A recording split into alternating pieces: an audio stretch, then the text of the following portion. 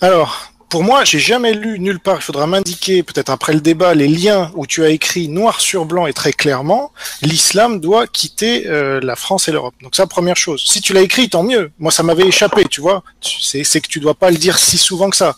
Bon. Moi, c'est... Et moi, je ne parle pas que d'immigration d'islam, c'est de parler d'être un peu éclectique, de parler d'économie, de parler de sécurité, de parler de politique étrangère. Bon, voilà. Mais justement... Je suis pas post-laïque, hein. J'écris pas sur... Je suis pas post-laïque, c'est pas le même thème. Hein. Eh ben voilà. C'est bien ça le problème, c'est que quand on est en 40... Ils sont à 100% là-dessus. Attends. Qu'ils ont raison, puisque en 40... De Gaulle ne parlait pas d'autre chose que du pan-germanisme et du nazisme. Et il avait bien raison, non?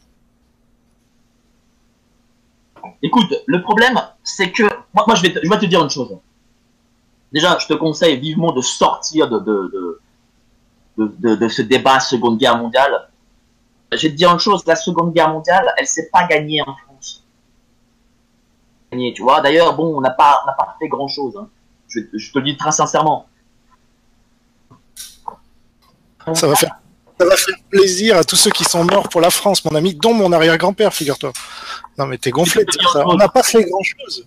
T'étais en train de cracher sur la tombe de tous ceux qui sont morts pour la France, là, d'un coup, en une phrase. On n'a pas fait grand-chose. Même les commandos Kieffer, qui ont débarqué le 6 juin 44, ils étaient peut-être que 170, mais c'était l'honneur de la France, tout comme la 2e DB qui a défilé. Alors peut-être que toi, t'étais du côté pétainiste et que ça t'emmerdait, mais figure-toi que c'était quand même l'honneur de la France. Donc,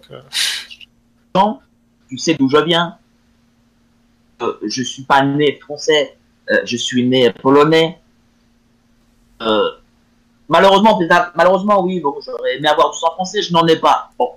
Et je viens d'une famille de héros de la guerre de Pologne. Dans ces coins-là, c'est-à-dire la guerre, c'est faite. Elle s'est faite à Leningrad, elle s'est faite à la bataille de Berlin, elle s'est faite dans le Caucase. Et je le dis d'ailleurs à l'époque, je sais pas.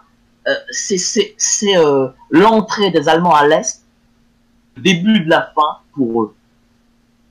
Voilà. Donc, c'est malheureusement, bon, moi je suis pas communiste, mais malheureusement, c'est l'Union soviétique, c'est ce qui est resté de l'armée de Pologne, c'est ce qui est resté de l'armée de l'Est, qui a fait que, bon, sont tombés. Moi, je vais te dire, moi, je fais partie d'une famille de héros de la guerre. J'ai des gens morts à Katyn. J'ai un grand-père maternel qui était à la bataille de Berlin, qui était à Stalingrad. C'est autre chose que, et je dis ça sans mépris, mais vraiment sans mépris, c'est autre chose que ce qui s'est passé en France. Moi, tu sais, on m'a raconté des histoires, mais des vraies, hein, pas des conneries, hein, sur ce qu'était Stalingrad, sur ce qu'était la taïga, et où tu voyais où il faisait tellement froid que des hiboux gelaient sur les arbres, tu vois. Donc c'est un peu autre chose que ce qui s'est passé en France, où chacun avait sa petite vie. Tu sais, quand il y a eu l'insurrection de Varsovie, par exemple, je vais te donner un exemple, l'insurrection de Varsovie, ghetto, mais pas Varsovie, c'est-à-dire le reste de Varsovie, eh bien, Varsovie a été finie au lance-flammes. Et tu as eu 800 000 habitants avant l'insurrection, et après l'insurrection, on a eu 7 000. Donc ça, c'est ça la guerre. Tu vois, c'est pas, bon, tourner pour la Continentale, ou, je sais pas moi, ou être un peu dans le maquis. Ça, permets-moi de le dire, c'est pas grand-chose.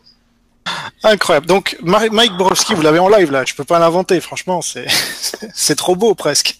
Dans un débat contradictoire. Et on se demande après pourquoi je ne suis pas l'ami politique de Mike Borowski. Hein.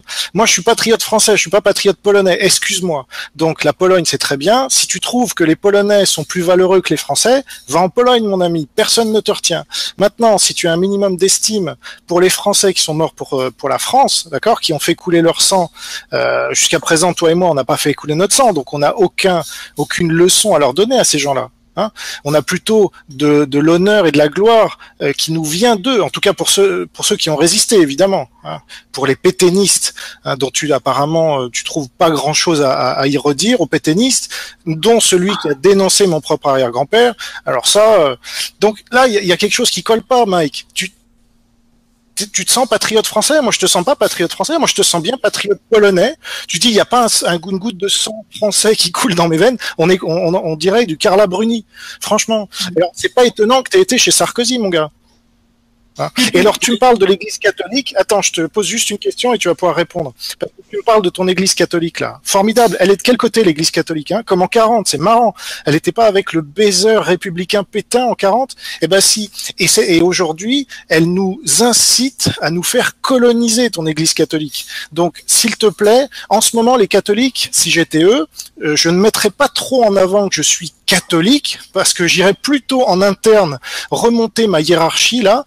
Tous les évêques du Conseil des évêques de France depuis 40 ans minimum veulent que la France disparaisse et change par un autre peuple. Quand Le Pen était à l'heure de vérité en 82 ou 83, Henri de Virieu lui lit un communiqué du Conseil des évêques de France en lui disant: Monsieur Le Pen, vous n'avez pas honte de dire qu'il ne faut pas d'immigration en France. Et donc aujourd'hui, les gens qui se revendiquent de l'Église catholique, moi je veux bien qu'on se dise catholique, mais à ce moment-là, qu'on lutte efficacement contre l'Église catholique, qui au niveau politique, je parle pas au niveau religieux, mais au niveau politique, au moins qu'on ait la décence de dire que ce pape est bien pire qu'Hitler.